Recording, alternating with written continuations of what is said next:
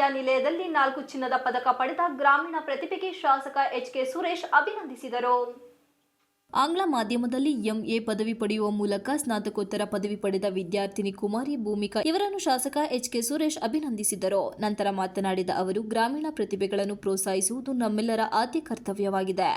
ಗ್ರಾಮೀಣ ಭಾಗದ ಮಲೆನಾಡು ಭಾಗದ ಮಲಸವರ ಗ್ರಾಮದ ಕೃಷ್ಣಮೂರ್ತಿ ಶ್ವೇತ ದಂಪತಿಗಳ ಪುತ್ರಿ ಭೂಮಿಕಾ ಇವರು ಆಂಗ್ಲ ಮಾಧ್ಯಮದಲ್ಲಿ ಸ್ನಾತಕೋತ್ತರ ಪದವಿ ಪಡೆಯುವ ಮೂಲಕ ತಾಲೂಕಿನ ಕೀರ್ತಿ ಹೆಚ್ಚಿಸಿದ್ದು, 4 ಚಿನ್ನದ ಪದಕ ಹಾಗೂ 3 ನಗದು ಬಹುಮಾನ ಪಡೆಯುವ ಮೂಲಕ ತಾಲೂಕಿಗೆ ಕೀರ್ತಿ ತಂದಿದ್ದು, ಭವಿಷ್ಯದಲ್ಲಿ ವಿದ್ಯಾರ್ಥಿನಿ ಇನ್ನು ಎತ್ತರಕ್ಕೆ ಬೆಳೆಯಲಿ ಎಂದು ಶುಭ ಹಾರೈಸಿದರು.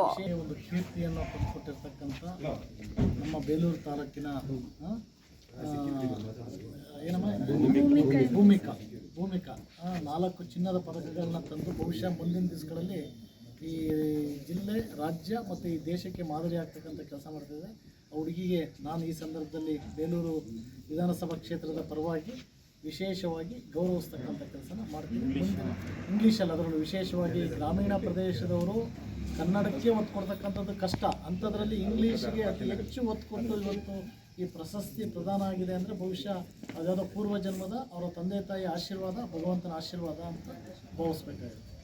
ಈ ಸಂದರ್ಭದಲ್ಲಿ ಜಿಲ್ಲಾ ಪಂಚಾಯತ್ ಮಾಜಿ ಸದಸ್ಯ ಸಿ.ಎಚ್. ಪ್ರಕಾಶ್, ಬಿಜೆಪಿ ನಗರಾಧ್ಯಕ್ಷ ವಿನಯ್, ನಾಗೇಶ್, ಯಾದವ್, ಮುಖಂಡರಾದ ಗಣೇಶ್, ರಾಜು, ರಘು ಇತರರು ಹಾಜರಿದ್ದರು.